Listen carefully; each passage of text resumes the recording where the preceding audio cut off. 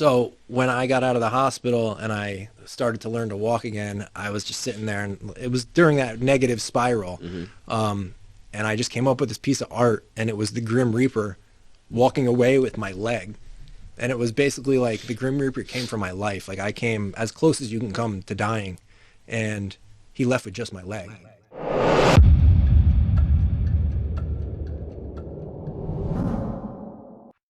My research, as I've gone through it and I have actively practiced at this point, is that psilocybin, for whatever reason, elicits a response from a plasticity level that will actually grow or regrow or whatever the heck it does. Yeah, rewire. Your actual brain, but not rewire as in take this wire off, stick it over here, and now you're messed up. No, rewire as in, oh, this is a frayed cable trying to deliver a signal that is not working. Take that one out, and here's a new, I guess they're called dendrites of how the neurons interconnect and talk to one another.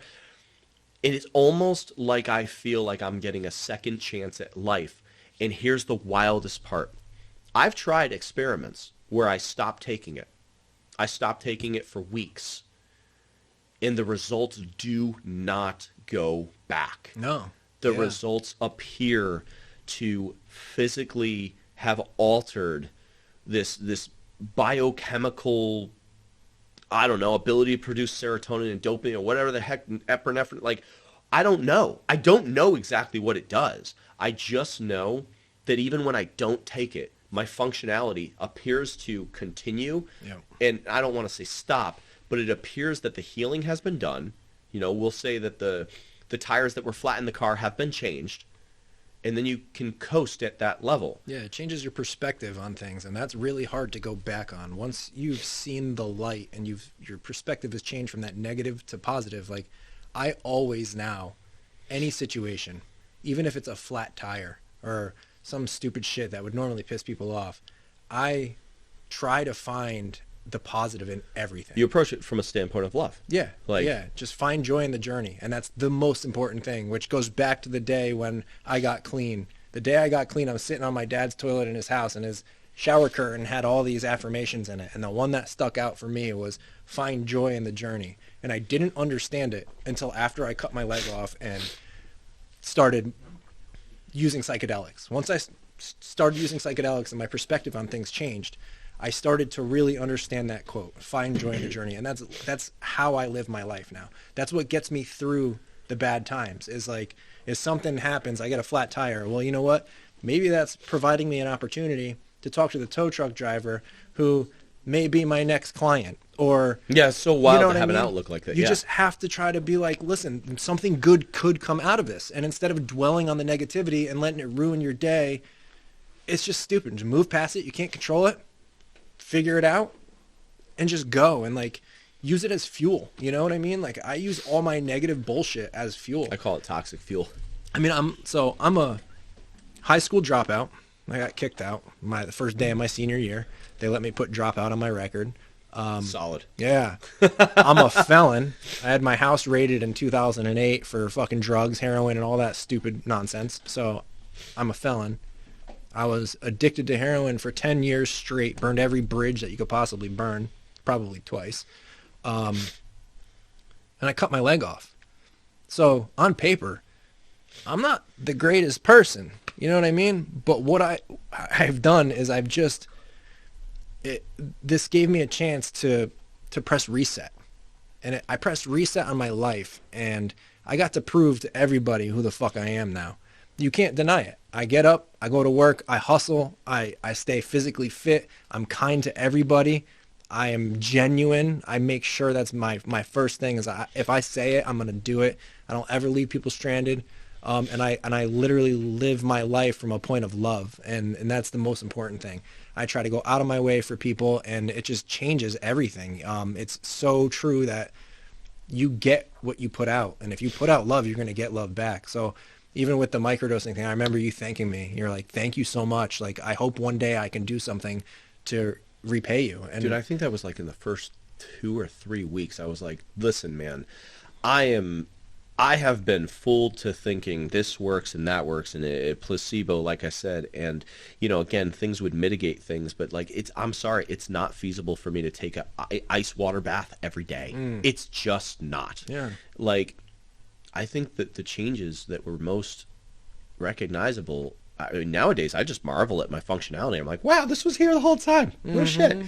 Like, because I think it just removes the shackles so that you could be who you want to be. Now, again, It allows you to provide your full potential. You see your potential. I mean, and that's so frustrating for someone like me who sees what I can do, and I'm like, well, I'm so doing then it this. lights that fire under your ass. I mean, and look at my life. I cut my leg off. This year will be 6 years in July, and I have accomplished more in the last 3.5 years than I accomplished the entire rest of my life. I bought a beautiful house. I have my dream car. I have an awesome relationship with all the people in my life. I've rescued 2 handicapped dogs that we provide the best life for. Like, I have an awesome job that I created out of thin air, like You got a clothing line you're launching based upon do, yeah. I have a clothing line that I'm launching based on my basically the thing that helped me face my being an amputee. I've been a martial artist, an acrobat. I love being out in nature, riding motorcycles. So when I woke up in the hospital, I was like, fuck, dude, what am I going to do with my life? Like, all of my hobbies or passions involve me using 2 legs. Like, I'm never going to do backflip again. I'm never going to do Muay Thai again, any of these things. And so when I got out of the hospital and I started to learn to walk again, I was just sitting there, and it was during that negative spiral. And I just came up with this piece of art, and it was the Grim Reaper walking away with my leg. And it was basically like the Grim Reaper came for my life. Like, I came as close as you can come to dying, and he left with just my leg. Like, I beat him. You know what I mean? So for me, it was like I could have died that day. I should have died that day probably, but I didn't. And I looked death in the face, and he only got to leave with my leg. So I got an awesome tattoo artist. Can you show it? To tattoo? Yeah, I probably can. Yeah, you can keep talking. We can hear you. You won't be able to hear yourself, but we can hear you. Yeah, so I had an awesome tattoo artist take my concept. I don't know, where's the camera that you want me to put it in? This camera is looking straight at you. Yep. And so pull it back a little higher so that you can see the top. Yeah. So the scythe is there. So my leg and his arm and his hand. So one thing that we could do is before he leaves, you guys could do a little bit of like a pan with a camera, and we could just throw that up on the visual of his arm. I could also send you pictures Totally. too if that works. Yeah, man. You know what I We mean? can do that. Yeah, I mean, We can do that. yeah, we'll get it. Yeah. But so you took that, you created a icon, a logo of sorts. Right. Put it on your arm, and now you're launching a clothing line with it for effectively amputees who want to be this empowered was like a more. big fuel for me just to be like, to face it, and accept it. Like, for before I had this, for like that year, you're still waking up in the middle of the night looking at your reflection in the mirror, and you're like, fuck, what the fuck is that? Like, Can I just step in real quick? Yeah. This is what nobody sees. Yeah. Everybody sees the stories of you being functional now without the leg, and you are effectively launching a lifestyle brand. They see me in the car I have with the businesses I have, and they see that. They don't see the closed door stuff. yeah, They don't see The you journey. looking in the mirror, yeah. feeling completely done, and just wanting to just, I don't know, end it all, or just like there's no point, like I can't ride a motorcycle, I can't do this, I can't do that. But perspective again, right? Uh-huh. So find joy in that. Like, that all sucked to go through, but all of that formed me. I'm a ball of clay, right? So it formed me into who I am right now. So that's where the perspective comes in. It's like, that journey, I wouldn't be here, dude. I've told you this a million times. 10 years ago, you would not want to have a conversation with You've me. always said that to me. I was didn't know a you 10 cocky years piece ago. of shit. And like, Well, you're still cocky. yeah, I'm less of a piece of shit though. So I'm getting That's good. somewhere, That's good. Yeah, no, that's good. Yeah, but like, it has allowed me to use all of the bullshit that comes my way as fuel. And it's like, everybody in my past, I'm sure at one point or another, has been surprised that I'm still fucking alive. So, all these people that probably hated me 10 years ago, now I get to show that I'm not such a piece of shit. You know what I mean? And like, it was the grip of addiction that completely manipulated my brain to being somebody who I'm not. Right. And this has given me a chance to fix my brain, find out who I am, live up to my potential. And And so yeah, I took this brand, and then my boss built us an awesome office. So I had the tattoo artist do a full painting with much more detail, the background, the crash motorcycle, the mile marker that cut my leg off. I need to see this. Yeah, and I had him paint that for above my office chair. And then I was like, you know what?